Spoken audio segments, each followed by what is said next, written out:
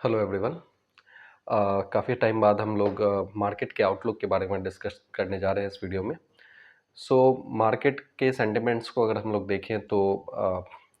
अगर आप नोटिस करेंगे तो बजट के हिसाब से अगर हम लोग डिस्कशन करें कि 2025-26 का जो बजट अनाउंसमेंट हुआ था उसमें एक तरह से आप ये कह सकते हैं कि कंजम्पशन को बूस्ट देने के हिसाब से टैक्स का जो रिडक्शन किया गया था या टैक्स टैक्स में कुछ जो रिबेट की बात की गई थी, स्पेशली इनकम टैक्स के रिगार्डिंग, तो वहाँ से यही था कि कंजम्पशन को कुछ बूस्ट दिया जाए, इन्वेस्टमेंट सिनेरियो को थोड़ा बेहतर बनाया जाए।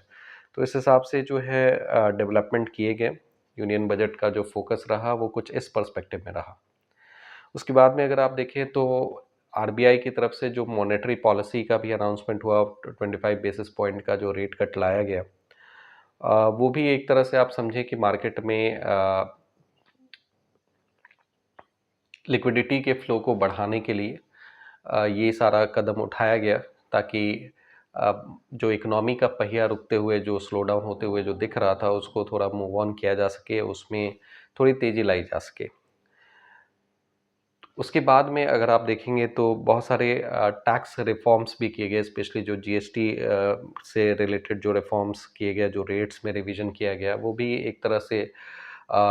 इकोनॉमी में जो स्लो डाउन के सिनारियो क्रिएट हो रहे थे उसको बेसिकली दूर करने के हिसाब से, इकोनॉमी के पहिए को मूवमेंट देने के हिसाब से या सपोर्ट देने के हिसाब से ये काम किया गया। और इसमें ये सारे जो है एक तरह से इकोनॉमी से रिलेटेड जो पॉजिटिव एनवायरनमेंट गवर्नमेंट पॉलिसी के द्वारा जो क्रिएट किए गए हैं वो रहे। हालांकि ये सारे इवेंट्स अगर आप देखें तो ये आइसोलेशन में अगर देखें तो ये काफ़ी बड़े बड़े इवेंट्स काउंट होते हैं, लेकिन फिर भी इसका इम्पैक्ट मार्केट के हिसाब से, मार्केट के परफॉर्मेंस के अकॉर्डिंग देखें तो ये उतना बिग चेंज लाते हुए नहीं दिख रहा होता है।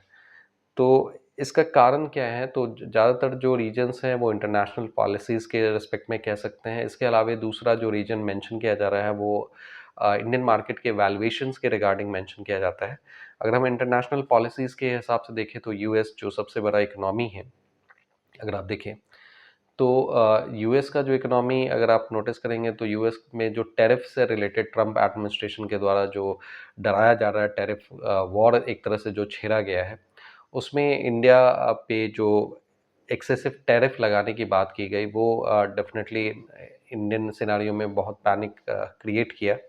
मार्केट भी अगर आप देखेंगे तो काफ़ी अच्छा खासा उसके कारण से करेक्ट हुआ। हालांकि इंडिया यूएस ट्रेड डील में कुछ नेगोशिएशंस होने के हिसाब से या फिर कुछ सेंटिमेंट्स इस डायरेक्शन में होते हुए जो दिख रहे होते हैं कि हाँ, ट्रेड डील में इंडिया एक अच्छे टर्म्स पे ये दोनों आ सकते हैं, जहाँ पे इंडिया जो है टैरिफ में कुछ बार्गेन कर सकता है। यूएस की तरफ से जो टैरिफ लगाने की बात की गई उसमें बार्गेन किया जा सकता है। इसको अगर हम ध्यान रखें तो आप ये कह सकते हैं कि इंडियन मार्केट को उससे बूस्ट ज़रूर मिलेगा, वहाँ पे ये देखने को मिल जाएगा। इसके अलावा अगर आप देखेंगे तो ग्लोबल अनसर्टेनिटी का जो एनवायरनमेंट है, यूएस चाइना के बीच में जो टसल चल रहा है, वो भी एक तरह से आप समझे कि थोड़ा प्रॉब्लम सिनेरियो क्रिएट किए हुए हैं मार्केट में, जो है मार्केट के सेंटिमेंट्स को या ग्लोबल ग्लोबल लेवल पे अगर आप देखें तो एक अनसर्टेनिटी का एनवायरनमेंट क्रिएटेड है। ट्रम्प को लेके थोड़ा-सा ये चीज़ें ज़रूर रहती हैं कि उनका पॉलिसी किस तरह से होगा, कितना रैडिकल होगा, ये चीज़ें प्रेडिक्ट करना बहुत ही प्रॉब्लमैटिक रहता है या फिर कर पाना संभव नहीं होता है। इस कारण से मार्केट में वॉलेटिलिटी बनी रहेगी, जैसा कि ये उम्मीद की जा रही है शॉर्ट टर्म में। स्पेशली अगर आप देखें तो मार्केट में इस तरह की वॉलेटिलिटी बनने के चांसेस रहेंगे। लॉन्ग टर्म की अगर हम बात करेंगे तो लॉन्ग टर्म में अगर आप देखेंगे तो मार्केट का जो इकोनॉमिक ट्रेंड है वो डेफिनेटली वो सुधरते हुए नज़र आ सकता है, चूँकि इंडिया एज ए कंट्री अगर आप देखेंगे तो यहाँ पे बहुत सारा स्कोप बचा हुआ है ऑलरेडी यहाँ पे पॉपुलेशन को लेके। इसके अलावा अगर आप देखें तो यंग कंट्री होने के हिसाब से भी यहाँ पे बहुत सारी अपॉर्चुनिटीज़ हैं। सो आने वाले समय में या लॉन्ग टर्म में अगर आप देखेंगे तो इंडिया में ग्रोथ के चांसेस या ग्रोथ ग्रोथ के पर्सपेक्टिव तो बने हुए हैं। हालाँकि ये एक ओवरऑल आप समझें कि मार्केट का आउटलुक है। अब यहाँ पे एज एन इंडिविजुअल इन्वेस्टर आप किस तरह से पैसे बना पा रहे हैं, ये आपके इंडिविजुअल स्टॉक पिकिंग स्किल पे डिपेंड करता है। ये आपके इस स्किल पे डिपेंड करता है कि आप कितने अच्छे से मार्केट के सेंटिमेंट्स को रीड कर पाते हैं और मार्केट में आप समझें कि जो सनराइज सेक्टर्स हैं उनमें पार्टिसिपेट कर पा रहे हैं, या फिर मार्केट के जो मिजाज है उसके अकॉर्डिंग जो है अपने, या सेक्टर के जो रोटेशंस हो रहे हैं उनमें आप पार्टिसिपेट कर पा रहे हैं, इमर्जिंग थीम्स पे आप फोकस कर पा रहे हैं या नहीं कर पा रहे हैं। इन सब चीज़ों पे जो है बेसिकली सारा डिस्कशन टिका हुआ है, या जो आपका पोर्टफोलियो का परफॉर्मेंस है वो इन सारे फैक्टर्स पे ज़रूर टिका हुआ है। अब स्पेशली इंडियन स्टॉक मार्केट के सिनारियो में अगर आप देखेंगे तो वैल्यूएशंस के जो कंसर्न्स हैं वो मेजर हैं, specially small and mid cap segment में अगर आप देखेंगे तो वैल्यूएशंस अच्छे कंपनीज़ के अगर आप देखेंगे तो वो काफ़ी अभी भी काफ़ी ज़्यादा देखने को मिल जाता है।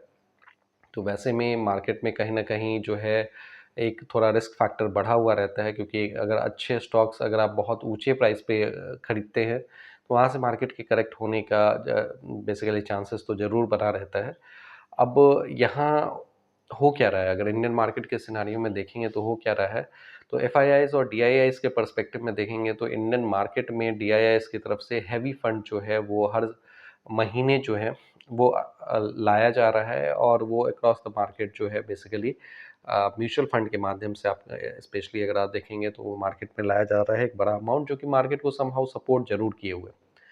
यहाँ पे ये स्टेटमेंट इस हिसाब से भी वैलिड है, क्योंकि अगर आप पिछले 2 साल का डेटा अगर आप देखेंगे एफआईआईज़ सेलिंग का, तो आप रियलाइज़ करेंगे कि एफआईआईज़ ने 2023 के बाद से अगर आप देखेंगे 2024 और 2025 में,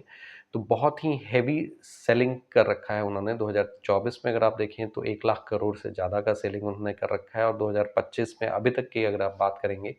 तो कैलेंडर ईयर 2025 में अगर आप देखेंगे तो लगभग 1,90,000 करोड़ से ज़्यादा की सेलिंग उन्होंने कर रखी है। हालाँकि 2025 में ही अगर अभी के हिसाब से देखेंगे तो कुछ महीने ऐसे ज़रूर रहे हैं जहाँ पे एफआईआईज़ जो है वो नेट बायर्स के तौर पे आपको मिलेंगे। हालाँकि बाइंग जो है बहुत तोड़ू-फोड़ू टाइप से नहीं है। ये चीज़ें ज़रूर यहाँ पे दिखाई देती हैं। सो मार्केट में यही बोला जा सकता है कि आप जो है मार्केट में एक तरह से पैनिक वे में तो नहीं कुछ डिसीजन ले, आप अच्छे से मेंटली काम हो के जो है एक अच्छा स्ट्रैटेजी प्लान करके जो है अपने पोर्टफोलियो को रीडिज़ाइन कर सकते हैं। यहाँ पे आप ये कर सकते हैं कि जो अच्छे स्टॉक्स चीपर प्राइस पे अगर अवेलेबल हैं, जो कि वोलेटिलिटी या मार्केट में इस तरह के जब एनवायरनमेंट होते हैं तो अपॉर्चुनिटी होता है कि आप अच्छे स्टॉक्स जो हैं वो आप रीज़नेबल प्राइस पे, या अ, होता है ना कि नीचे के प्राइस पे आप उसको खरीद पाएँ। तो आप आपका जो है प्रिपरेशन पहले से होना चाहिए कि इस अच्छे स्टॉक्स का जो बास्केट है आप पहले से प्रिपेयर करके रखें, ताकि आप उन स्टॉक्स पे जो है अपना डिसीजन जो है क्विकली लगा पाएँ, और उसके हिसाब से जो है आप उसको अपने पोर्टफोलियो में रख पाएँ। इसके अलावा ये टाइम इस हिसाब से भी रहेगा कि जहाँ पे आपको लगता है कि आपके कुछ बेट्स जो है वो पूरी तरह से ख़राब हुए हैं, स्पेशली इन्वेस्टिंग के पॉइंट ऑफ व्यू से मैं कह रहा हूँ। तो अगर आपको लगता है कि वहाँ पे आपके कुछ स्टॉक पिकिंग इस तरह से रहे हैं कि वो उन्होंने आपके पोर्टफोलियो को डैमेज किया है और उनके रिकवरी के भी चांसेस नहीं रहे हैं, तो या फिर उनका आउटलुक जो है वो काफ़ी पुअर दिख रहा है, तो एक तरह से आप वहाँ से एग्ज़िट लेने की सोच सकते हैं। अब ये डेफ़िनेटली आप उसमें ये चीज़ें ऐड ऑन करके ज़रूर सोच लेंगे कि आपको वहाँ पे टैक्स हार्वेस्टिंग का बेनिफिट आपको मिल सकता है या नहीं। ये सारे पॉइंट्स को या दिमाग में रखते हुए आप अपना कोई भी डिसीज़न बनाएँगे। तो बेहतर तो यही है कि आप जो है खुद को एजुकेट करते रहें, मार्केट के सेंटिमेंट्स के हिसाब से जो है वो ऊपर-नीचे तो ज़रूर होते रहता है। मार्केट वैसे भी साइकिल्स में चलता है, ये हमेशा बोला ही जाता है। साल में 1 से 2 बार इस तरह के करेक्शन, छोटे-मोटे करेक्शंस होते रहते हैं। 3 से 4 साल में एक बिगर करेक्शन भी हमें देखने को मिल जाता है। तो ये लगभग मार्केट का साइकिल है, मार्केट का ट्रेंड है, और इसमें जो है एक तरह से इन्वेस्टेड रहना, कैपिटल प्रोटेक्ट करके रखना और अच्छे स्टॉक्स में बने रहना अच्छे प्राइस पे, ये इम्पोर्टेंट है। तो आप मार्केट को किस नज़रिए से देखते हैं, और आपके हिसाब से किन स्टॉक्स के बास्केट में आप इन्वेस्ट करने की सोच रहे हैं, आप नीचे कमेंट बॉक्स में मेंशन कर सकते हैं। और इसके अलावा अगर आपको लगता है कि कुछ स्टॉक्स का डिस्कशन हमें यहाँ करने चाहिए डिटेल में, तो आप उन स्टॉक्स के नाम भी नीचे मेंशन करें। मैं उन पे डिटेल वीडियो लेके आने की कोशिश करूँगा। हमारा जो भी एफ़र्ट होगा वो इस डायरेक्शन में ज़रूर होगा। अगर आपको लगता है कि इस वीडियो से कुछ भी वैल्यू मिला है, तो आप इस वीडियो को लाइक करें, इस चैनल को सब्सक्राइब करें। Thank you very much for your participation.